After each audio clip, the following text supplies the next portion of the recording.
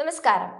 ഗാസയിൽ 15 മാസം പിന്നിട്ട യുദ്ധത്തിന് അന്ത്യം കുറിച്ച് വെടിനിർത്തൽ പ്രാബല്യത്തിലാകാൻ ഇനി മണിക്കൂറുകൾ മാത്രമാണുള്ളത്. തൽക്കാലത്തേക്കാണെങ്കിലും ഗാസയിൽ നിന്ന് ഇന്നു മുതൽ ഹിംസയുടെ മിസൈൽ ഒച്ചകളും പോർവിമാനങ്ങളും ഇരമ്പലുകളും മുഴങ്ങില്ലെന്ന് ആശിക്കാം. മധ്യപൂർവേഷ്യയിലേക്ക് ലോകം പ്രതീക്ഷയോടെ ഉറ്റുനോക്കിയിരുന്ന സമാധാനത്തിന്റെ സന്ദേശവുമായി ഇസ്രയേലും ഹമാസും തമ്മിൽ വെടിനിർത്തൽ കരാർ പ്രഖ്യാപിച്ചിരുന്നു. തടവുകാരെയും ബന്ദികളെയും കൈമാറ്റം സംബന്ധിച്ച വ്യവസ്ഥകളിലും തീരുമാനമായിട്ടുണ്ട്. അതേസമയം മധ്യസ്ഥ രാജ്യങ്ങൾ മുൻകൈയെടുത്ത് തയ്യാറാക്കിയ വെടിനിർത്തൽ കരാറിലെ മഷി ഉണങ്ങും മുമ്പ് ഗാസയിലെ മർമ്മപ്രധാനമായ നിരവധി സ്ഥലങ്ങൾ ലക്ഷ്യമാക്കി ഇസ്രയേൽ പൊടുന്നനെ വ്യോമാക്രമണം നടത്തിയത് സമാധാനം കടലാസിൽ മാത്രമോ എന്ന സംശയവും ജനിപ്പിച്ചിരുന്നു. കുറഞ്ഞത് 28 പലസ്തീനികൾ കൊല്ലപ്പെട്ടതായാണ് ഗാസ സിവിൽ ഡിഫൻസ് കഴിഞ്ഞ ദിവസം അറിയിച്ചത്. യുദ്ധവിമാനത്തിന്റെ പ്രഖ്യാപനത്തിനിടയ്ക്കും ഇസ്രയേൽ ആക്രമണങ്ങൾ അവസാനിച്ചിട്ടില്ലെന്നർത്ഥം. അവസാന മണിക്കൂറുകളിലും ഗാസയുടെ എല്ലാ മേഖലകളിലും പലസ്തീനികൾക്കെതിരായ ആക്രമണം ഇസ്രയേൽ അഴിച്ചുവിട്ടു. ഇത് എല്ലാ കാലത്തും ഇസ്രയേൽ പയറ്റുന്ന തന്ത്രമാണ്.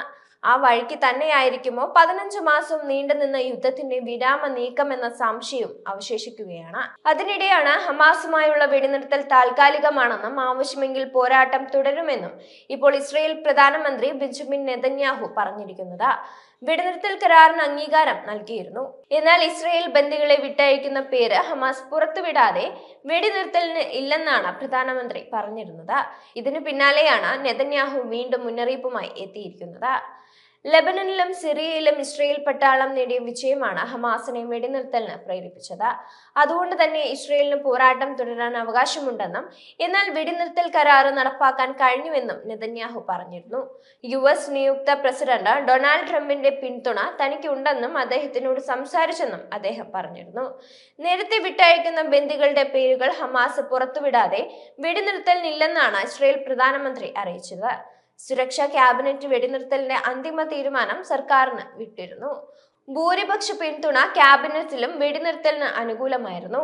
ഇസ്രയേൽ സമയം ഞായറാഴ്ച രാവിലെ 8:30 ബന്ദി കൈമാറ്റത്തിന് ധാരണയായിരുന്നത്.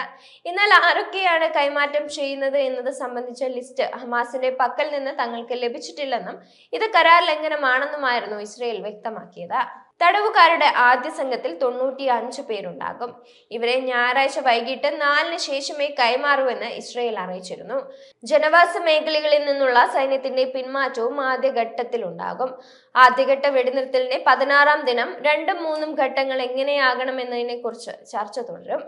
ഖത്തർ, US, ഈജിപ്ത് എന്നീ മധ്യസ്ഥ രാജ്യങ്ങളുടെ 8 മാസത്തെ ശ്രമഫലമായി ഉണ്ടായ വെടിനിർത്തൽ കരാറിന് വെള്ളിയാഴ്ച രാത്രി വൈകിയാണ് ഇസ്രയേൽ മന്ത്രിസഭ അംഗീകാരം നൽകിയിരുന്നത്. 2023 ഒക്ടോബർ 7 ആരംഭിച്ച സംഭവ വികാസങ്ങൾ മുതൽ നിരവധി തിരിച്ചടികൾക്ക് സാക്ഷ്യം വഹിച്ച മാസങ്ങൾ നീണ്ട ചർച്ചകൾക്ക് ശേഷമാണ് വെടിനിർത്തൽ കരാർ ഉണ്ടായത്. 3 ഘട്ടങ്ങളിലായി നടപ്പാക്കുന്ന കരാറിൽ കുടിയിറക്കപ്പെട്ടവരുടെ തിരിച്ചുവരവ്, ഗാസയിലേക്ക് സഹായങ്ങളും ഭക്ഷ്യസഹായങ്ങളും എത്തിക്കാനുള്ള അനുമതി, ഗാസയിൽ നിന്ന് അധിനിവേശ സേനയെ പൂർണ്ണമായും പിൻവലിക്കൽ, നിരവധി രാജ്യങ്ങളുടെയും സംഘടനകളുടെയും മേൽനോട്ടത്തിൽ ഗാസ പുനർനിർമ്മാണത്തിനും ദുരിതബാധിതർക്ക് നഷ്ടപരിഹാരം നൽകാനുമുള്ള പദ്ധതി, ഇരുവശത്തു നിന്നുമുള്ള തടവുകാരുടെയും ബന്ദികളുടെയും കൈമാറ്റം എന്നിവ ഉൾപ്പെടുന്നുണ്ട്. 15 മാസത്തെ യുദ്ധത്തിൽ കൊല്ലപ്പെട്ടവരുടെ ആശ്രിതരുടെ നികത്താനാകാത്ത നഷ്ടത്തിന് ആര് പ്രതിഫലം നൽകും? മുറിവേറ്റവരുടെ ദുരന്തത്തിന് എന്ന് അറുതി വരും?